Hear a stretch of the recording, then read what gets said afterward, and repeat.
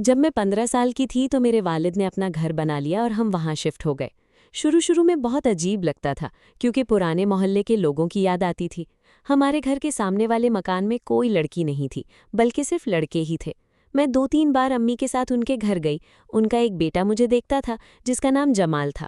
ایک دن جمال کا فون آیا۔ اس وقت شام کے 7 بج رہے تھے، گھر والے کہیں گئے ہوئے تھے اور بجلی بھی نہیں تھی۔ میں نے اسے بہت ڈانٹا کیونکہ مجھے ہرگز یہ امید نہ تھی کہ وہ ایسا کر سکتا ہے، اور پھر میں نے فون بند کر دیا۔ میں کافی دن اس کے فون کے بارے میں سوچتی رہی۔ پھر مجھے پتا چلا کہ جمال کا ایکسیڈنٹ ہو گیا ہے۔ تب میں نے اسے فون کیا اور یوں ہماری بات چیت شروع ہو گئی۔ کچھ عرصہ بعد وہ پڑھائی کے لیے دوسرے شہر چلا گیا۔ میں بہت کم اس کے گھر جاتی تھی کیونکہ مجھے اندازہ تھا کہ اس کی ماں مجھے پسند نہیں کرتی۔ تاہم میں اسے خط لکھتی اور کسی مناسب موقع پر کارڈ وغیرہ بھی بھیج دیتی۔ اسی طرح وقت گزرتا رہا اور میری چاہت میں اضافہ ہوتا گیا، لیکن وہ بہت محتاط انسان تھا۔ اس نے کبھی مجھے رابطے کے لیے مجبور کیا، نہ ہی خود پہل کرتا، یہاں تک کہ وہ میرے خطوط کا جواب بھی نہیں دیتا تھا۔ آخرکار اس کی پڑھائی مکمل ہو گئی اور فوراً ہی اسے نوکری مل گئی۔ وقت کے ساتھ ساتھ ہماری دوستی بہت مضبوط ہو گئی تھی۔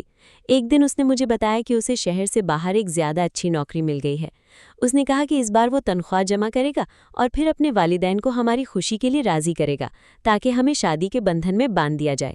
ہم کتنے حسین خواب دیکھ رہے تھے۔ میں جانتی تھی کہ جمال برا آدمی نہیں ہے۔ اگر وہ برا ہوتا تو سب سے پہلے برائی کی دعوت دیتا، لیکن قسمت میں جو لکھا تھا وہی ہوا۔ ایک دن اسے پولیس پکڑ کر لے گئی۔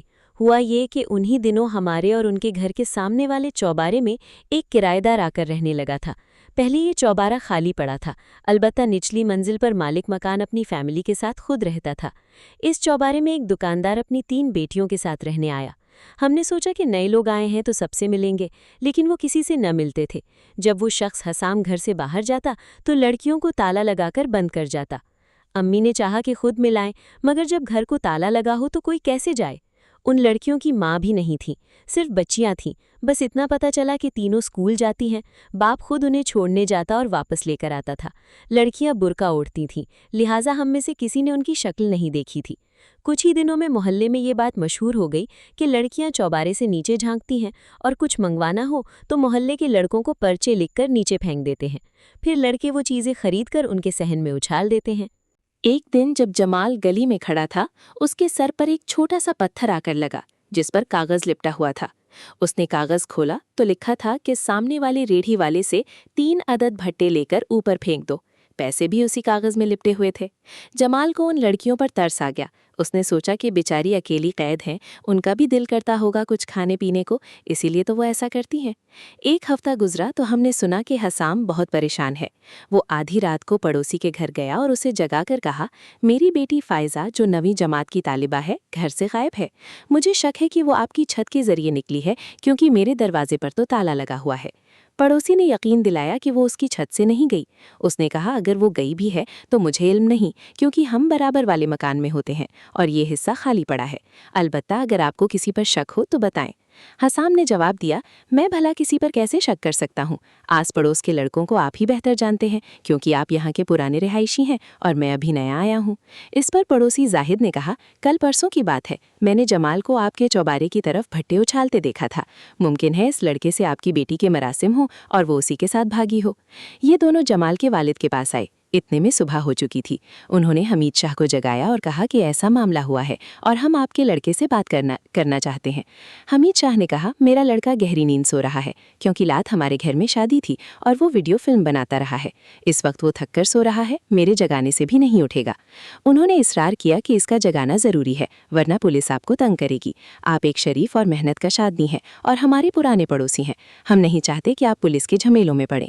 مجبور ہو کر حمید صاحب نے بیٹے کو جگایا جو چھت پر سو رہا تھا۔ وہ واقعی رات بھر کا جاگا ہوا تھا اور گہری نیند میں تھا، لہٰذا بڑی مشکل سے بیدار ہو کر نیچے آیا جہاں زاہد اور حسام کھڑے تھے۔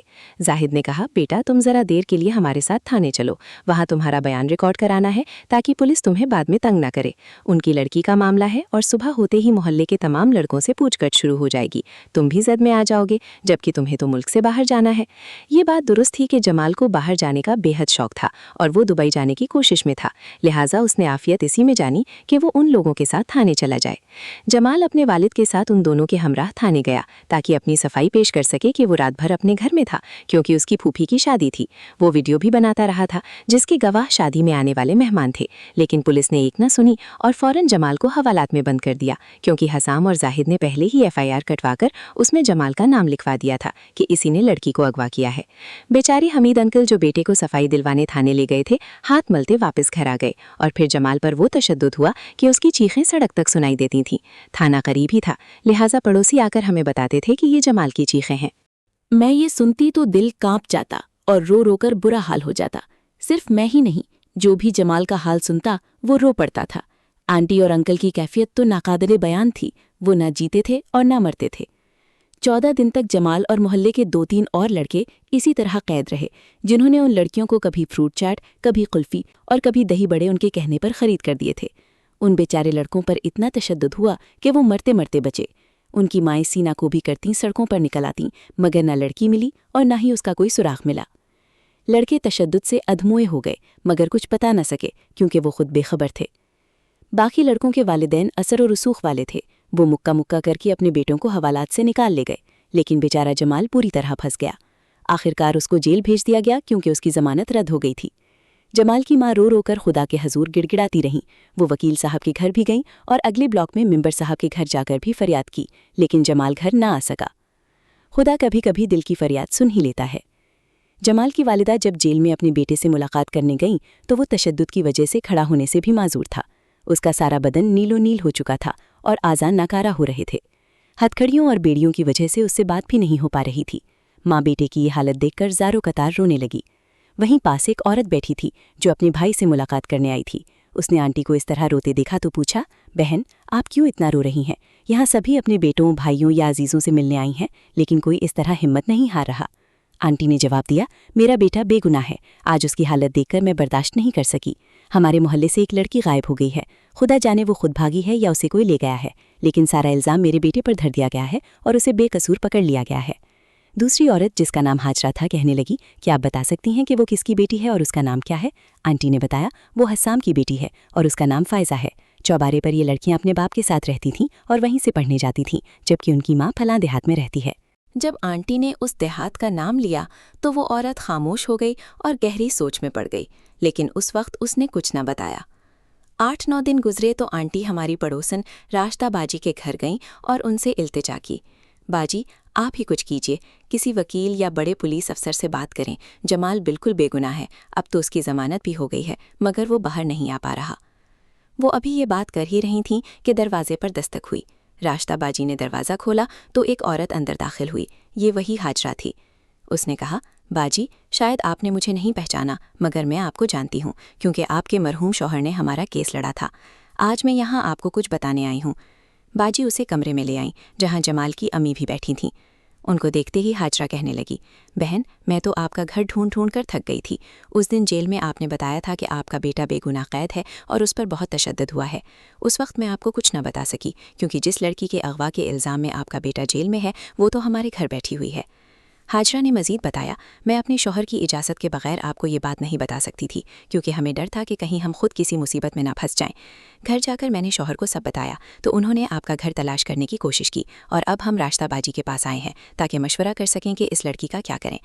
राश्ता बाजी ने पूछा, वो लड़की आपके पास कैसे आई? हाजरा ने बताया, बाजी मेरा शौहर ड्राइवर है। जब हमारे शहर के अड्डे पर बस खाली हुई तो ये लड़की बस से ना उतरी। मेरा शौहर उसे अपने साथ घर ले आया। उसने मुझसे कहा कि तुम उससे उसके घर का पता और बाप का नाम वगैरह पूछो ताकि मैं उसे छोड़ाऊं, लेकिन ये लड़की ना तो अपना पता बताती थी और ना ही हमारे घर से जाने को तैयार थी। अगर हम पुलिस के पास जाते तो वो पहले हमें ही पकड़ते। हम गरीब लोग हैं, ना रिश्वत दे सकते हैं और ना ही हमारी कोई सिफारिश है, हम तो मुफ्त में फंस जाते। राश्ता बाजी ने कहा, अब इस लड़की का जो भी हो, एक बेगुनाह लड़का जेल में सड़ रहा है। तुम ऐसा करो कि अपने शौहर को यहाँ ले आओ। मैं शहर के एक नामवर वकील से बात करती हूँ और उन्हें सारी सूरत हाल बताती हूँ, फिर आप सब उनके पास चले जाना। ایسا ہی ہوا۔ راستہ باجی نے اپنے ایک عزیز کے ذریعے ایک معزز وکیل سے رابطہ کیا اور یہ سب لوگ ان کے پاس گئے۔ وکیل صاحب نے ایس پی صاحب کو فون کر کے تمام حقائق سامنے رکھے۔ یوں وہ لڑکی جس کی وجہ سے جمال سمیت کئی اور لڑکے عذاب میں مبتلا تھے برآمد ہو گئی اور ان بے گناہوں کی رہائی ممکن ہوئی۔